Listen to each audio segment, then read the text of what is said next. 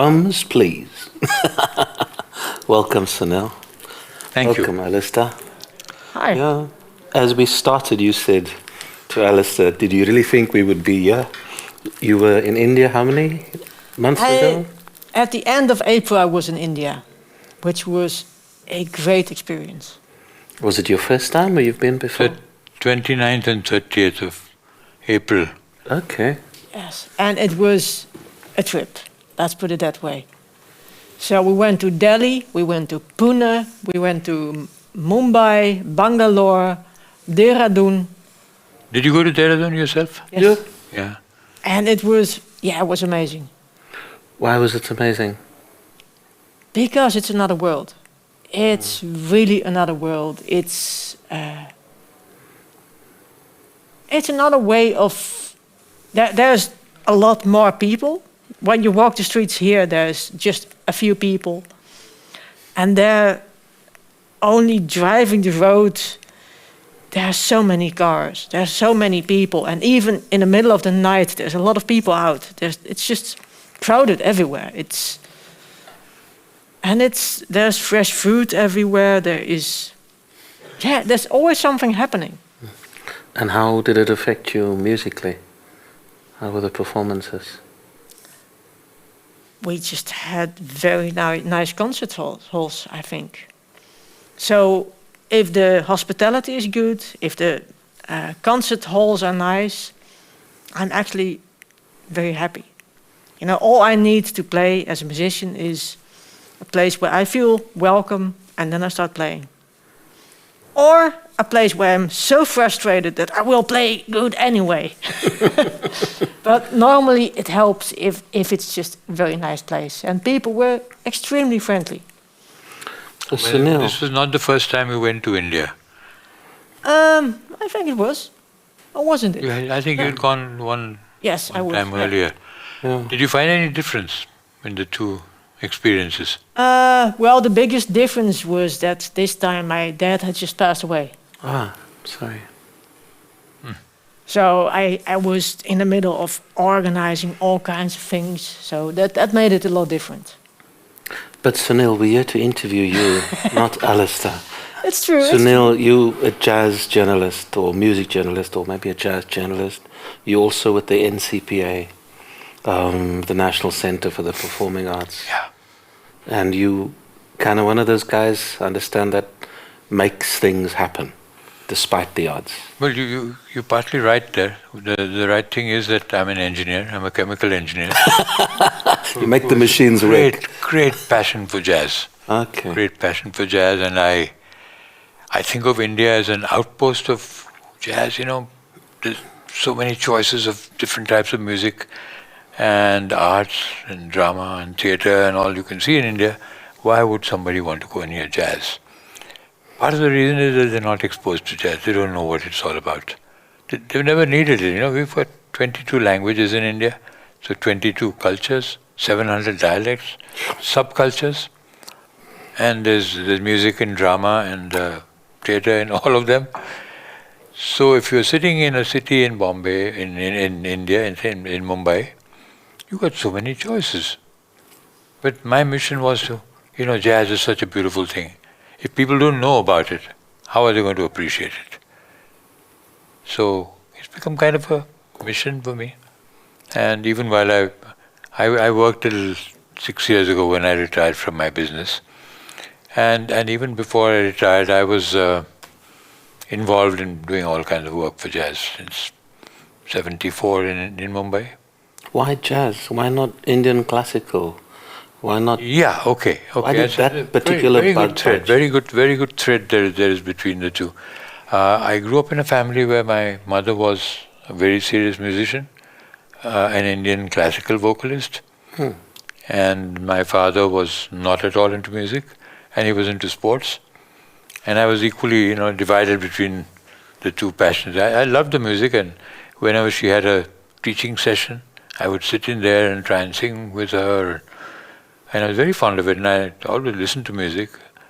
And then my father would call me, there's a cricket match on. Hey, I'd get up. South Africa was winning, I think.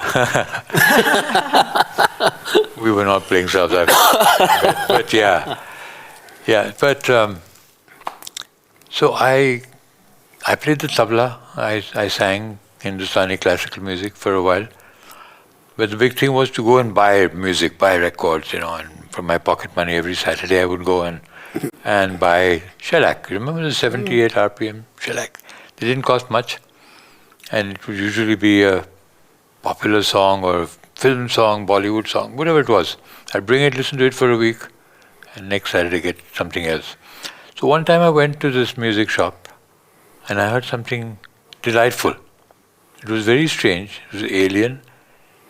On the clarinet, Benny Goodman was playing Sunny Side of the Street.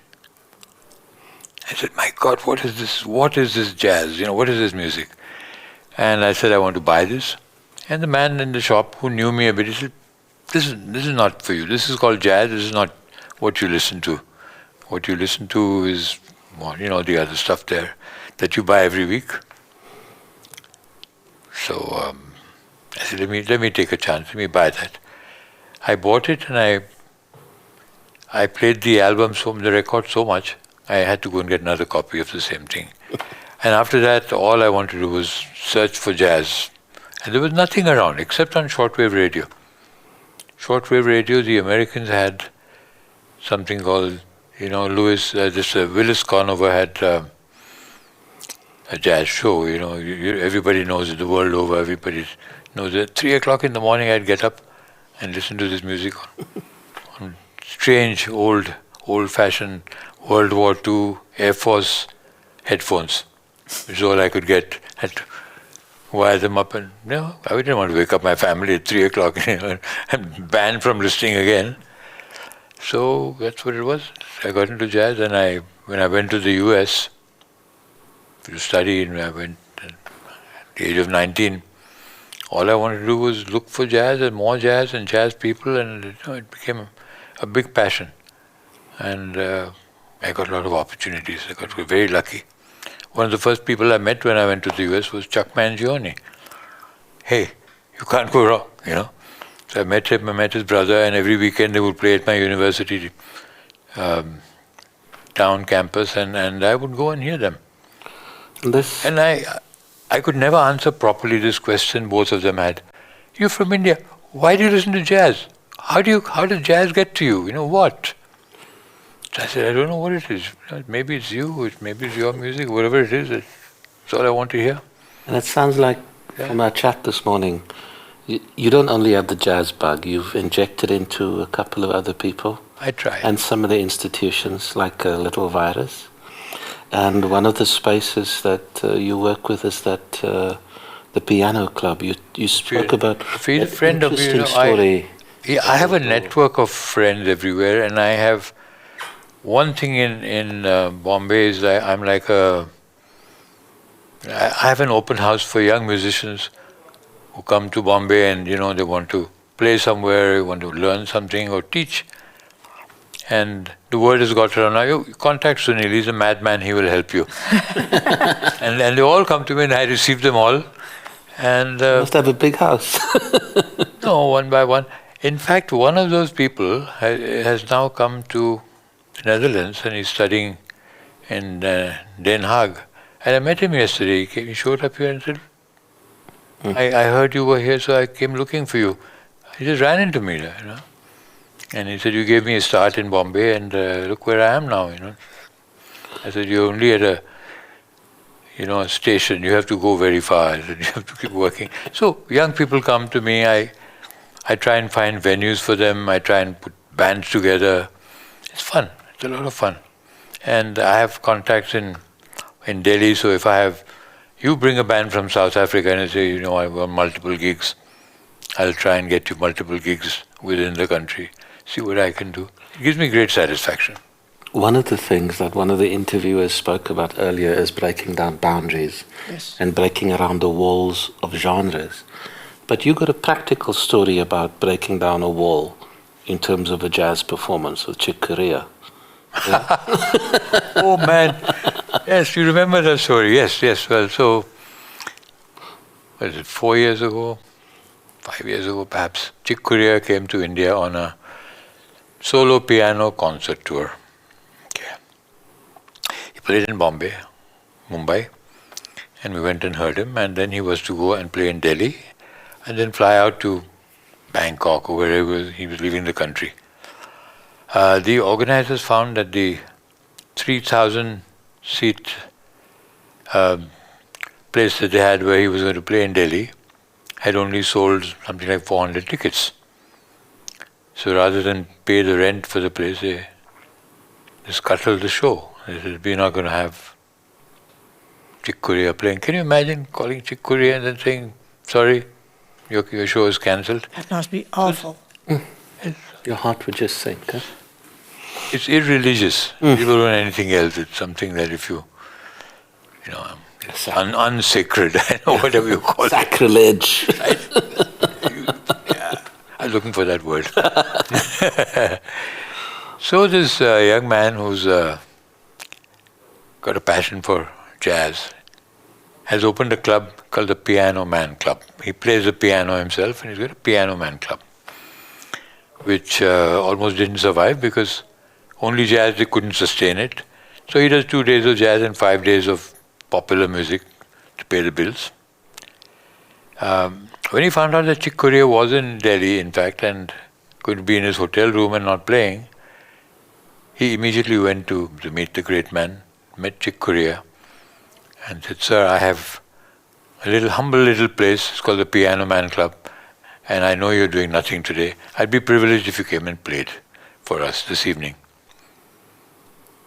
So Chick Corea, being a good sport that he was, he said, sure, I'll play. I definitely will play. But there's only one condition. I'm a Yamaha artist contracted to Yamaha, and I must have that piano, the Yamaha piano to play on. He said, I've got a state-of-the-art Steinway. I said, that's no good, not going to work. He says, all right, I'll pick you up at 7, come to my club, I'll have a Yamaha for you. So this man leaves in panic. He must have left the hotel looking for a Yamaha in a town. Where do you find one to rent for a day? He did. He found one. And he took it to his club and then found out that Yamaha was too large for the door, the entranceway to bring in. So what do? He says, whatever happens, Chick Corea is playing here tonight. So he broke the wall down of his establishment. Really? And it is also a restaurant. So, I mean, it was a functioning thing. People had come for lunch. Maybe he chased them out. I don't know what he did. Broke the wall down, brought the piano in, moved the Steinway, put the Yamaha there, and you can't have a hole in the wall there where Chick Corea is playing. So he had the wall made up, painted over, and Chick Corea played all evening. And this man was in 7th heaven. Next morning, the piano had to go back, the wall had to break again. That's passion. That's passion. If you can do that, Commitment, drive. And for me, that's a metaphor for what we want to do with the World Jazz Network. Yes, it is. We want to be able to break down barriers, break down walls. Yeah. And other people will think it's plain stupidity, Yeah. but we know it's all for the better purpose. We want to erase those boundaries that push us away from each other. The other part of our discussion this morning is the pendulum that swung. You know, the pendulum from what was a more open, more democratic world into a world that's less so. more liberal, I think, and less liberal now. Much less liberal, it sounds better, yes, and liberal in terms of freedoms that have been restricted for various, and Kung was also talking about that. How do we use whatever grease we have in terms of swinging the pendulum back to a more liberal world? Yeah, how do we do it? I think jazz is the ultimate tool for that. I think it fights hatred, it binds people together, brings them together, brings common sense into the equation, and I think that's what happens. But there's also another thing I feel about the pendulum swing, and that's in the sound of jazz. And I saw that pendulum swing in the 60s when Miles Davis suddenly found out that there was electronics around. You know, and he went from playing magical music on his trumpet He'd done what he'd done. Someday My Prince Will Come, I think, was perhaps his last album. And then suddenly he went to Bitches Brew, or In a Silent Way, I forget which one. And he took the pendulum to some direction, I don't know which direction. It brought in a lot of people, brought in a lot of young rock fans and, popular music fans to listen to him. But I think they were listening more to the gimmicks. And then Wynton Marsalis came along a few years later and swung the pendulum back, and he said, look, New Orleans sound is what I grew up on. It's beautiful music, let's try it again.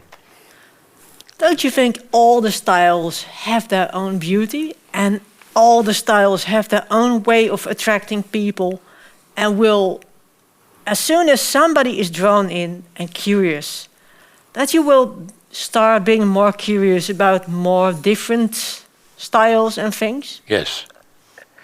And isn't that also something that we should have a role in, that we think, well, let's just get someone, and then when he's here, we'll show him the world. Yes. But I think at the bottom of it all, the crux of the music is that when you're playing for yourself, there's something missing. When you're playing for the art form, you're playing for the music, you're playing for the gods of music, it's another level. Yeah. And then people can hear it, people can sense it. Doesn't matter what kind of music it is. Doesn't matter. In some ways, you and Mahesh Bapu are the embodiment of reciprocity when it comes to the World Jazz Network. Yes. You guys have got Dutch artists to tour, and you guys have been coming here, sending artists, and you've got South Africans to come over. How do we do that in the World Jazz Network? How do we increase and encourage more reciprocity, more collaboration? Because it's difficult to tour and travel. Our countries are far away, and there's sometimes visa restrictions and stuff. Well, Andre, I came here a week ago, maybe 5 days ago, and I had no idea what to anticipate. And what I've seen in these last 5 days has just thrilled me, no end, to see how your hand, and the Sicilians and the people from Hong Kong and Thailand and everywhere, they're holding hands and building a network. And I think that is such a delightful thing to see. It's such a beautiful thing. And anything we can do, anybody can do, to strengthen that, I will not back out from that. I'm available in any capacity to do that, because that is really what is needed. That is needed. We have a lot of pockets of jazz in lots of places. That's not good enough. I think we need a string together to make a pearl necklace. Well, welcome to the World Jazz Network, and we're looking forward to playing some strings with you. Isn't that good? That's beautiful. That is beautiful. Yes, thanks a lot.